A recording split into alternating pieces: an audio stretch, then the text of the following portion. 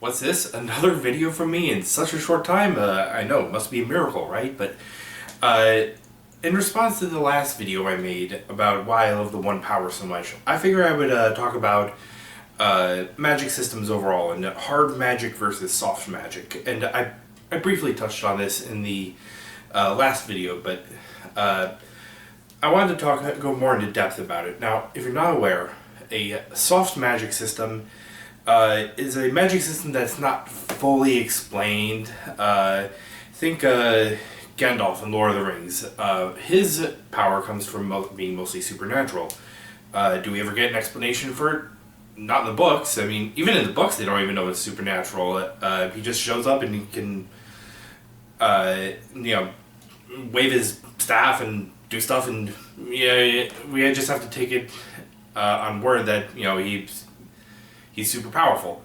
Admittedly, he does have a few tricks up his sleeves, like that whole fight with the Balrog and all that. But by the same time, okay, like I said, it's pretty soft. I personally would also count the Chronicles of Narnia as being pretty soft magic. I never could quite grasp the rules of magic in that system.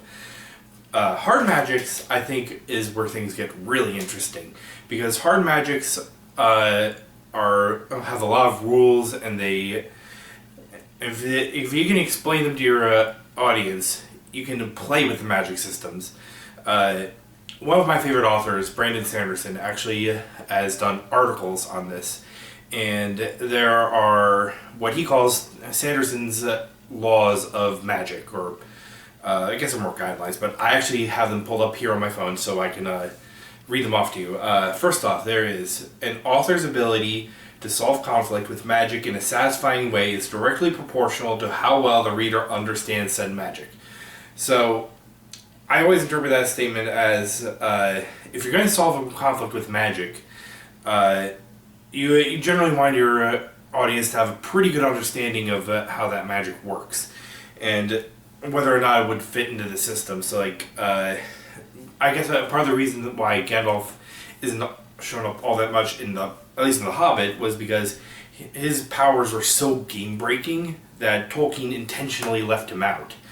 And he couldn't really explain why. It's just that, he's just way too powerful and would break the story. The second law is weaknesses, also limits and costs, are more interesting than powers. And I have to agree with that. I have two examples that come to mind. First is Superman. Superman is basically a god. I don't think anyone would deny that bit. But what makes him interesting is two things. First off, he's basically lawful good. He is the ultimate goody two-shoes, and it's that limit is part of what makes him interesting. But the other thing that makes him interesting is that crippling weakness to kryptonite. If there's kryptonite in the area, he is out of commission. And the other example I'm thinking of is, that just makes Superman more interesting because he actually has a weakness now. But the other thing that I think of is the magic system in the Wheel of Time. Now, I've mentioned this before, but the male half of the One Power in the Wheel of Time series can only be channeled by men, and the female half can only be channeled by women. And the male half has been tainted by the Dark One.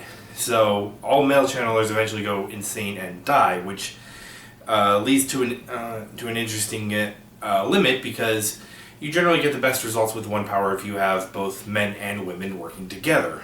And if they're not working together, that's a problem for the good guys. It's not so much a problem with the Dark One. And then the third law is expand on what you have already before you add something new. And I like this a lot. Because I feel like if you add too much to a magic system, or add too many new things, you risk overwhelming your reader and not having them fully invested. So you have a much greater chance of doing a jump the shark moment. Whereas, with a well-defined hard magic system, you can sort of introduce new things that make logical sense. And if you want a really good masterclass in this, read pretty much anything by Brandon Sanderson, but I would recommend the Mistborn series, because there's plenty of examples in that series where you where they do stuff, and then with the magic system, and you think, yeah, okay, that makes a lot of sense. I can see that. So for example, in the Mistborn system, the main system of magic is called allomancy, where you ingest certain metals and you can get certain effects. Two such metals are brass and zinc. I think it's brass and zinc. It's been a while since I've read the books. But anyway, brass lowers someone else's emotions, whereas zinc raises someone else's emotions. Well, this leads to the fact that a person who uses brass can achieve pretty much the same thing as a person who can use zinc. It's just two sides of the same coin. Like, if you wanted to make someone feel fear, someone who uses zinc would just, raise the fear emotion, whereas someone who channels brass could dampen everything except the fear. It's and then you get all sorts of other examples like that. But that's it. I just wanted to express my fondness for hard magic systems and rules-based things. I just like how certain things make sense. I like rules like that. I love science, so like I don't know. That's probably why I like hard magic systems. Anyway, that's all I got for now. I will see you later. Bye.